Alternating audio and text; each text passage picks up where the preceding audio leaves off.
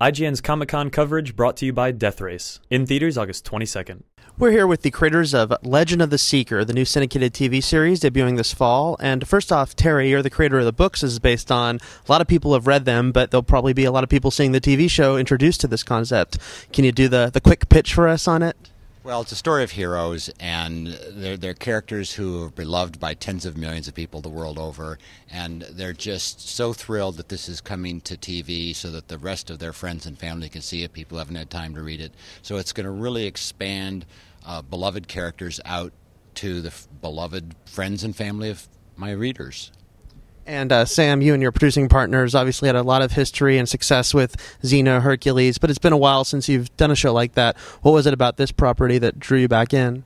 I fell in love with the characters in Terry's books.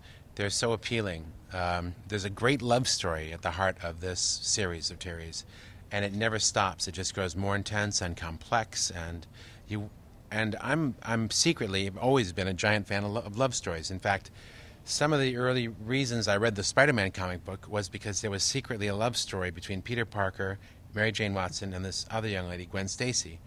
Not all at once, by the way, but sometimes actually there was that conflict. But I could read about that love story and pretend to the other boys that I was reading a superhero comic book, which was okay, but reading love stories wasn't.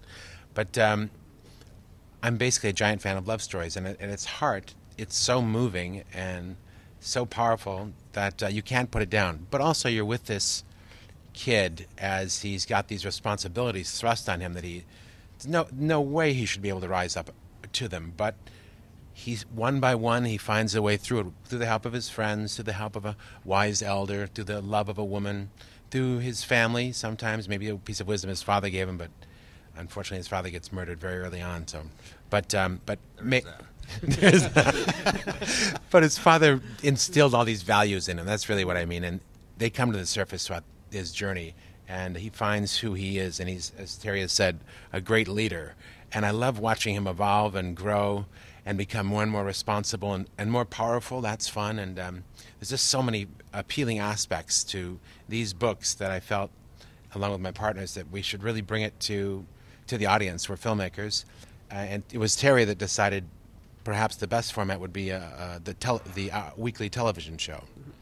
And Ned, just in the years since you did Hercules and Xena, effects obviously keep growing. The footage they just showed us, it looked like you're already working on quite a bit. Are there things you can do now that you just couldn't have done on those two shows? Absolutely, and there are things we couldn't have done in Herc and Xena either. And when those shows started, there were things that were not for Jurassic Park those shows couldn't have done.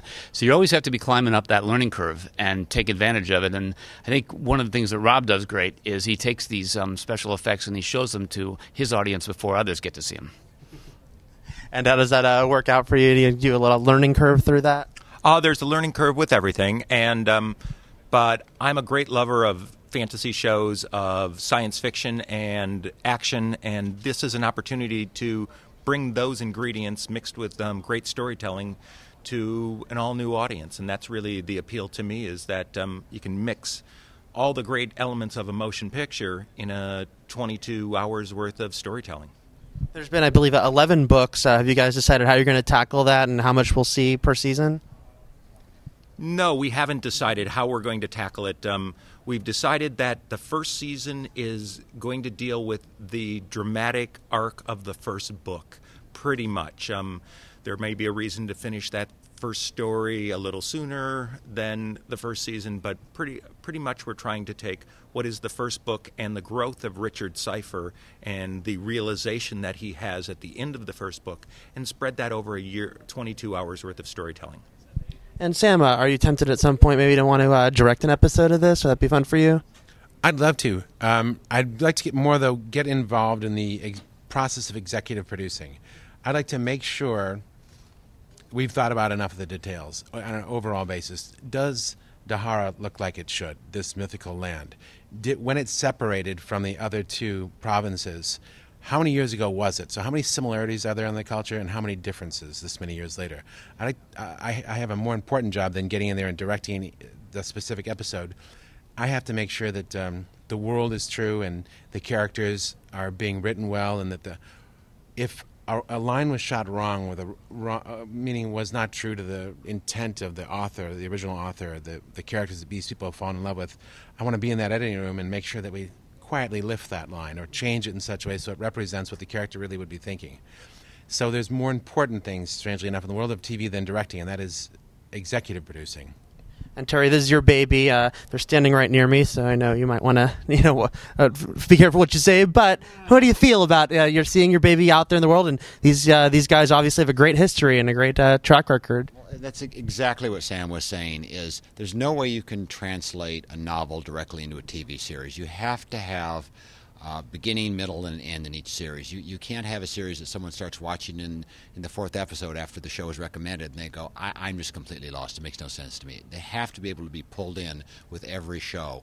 And that has to be handled in a way that the people who are overseeing it, Sam and Rob, are doing it with the sensitivity to translate those characters onto film in a way that's true to the original characters. And they can do different things than was in the book. They have different story elements, and there's more story on the TV shows perhaps than there was in the original books in some areas.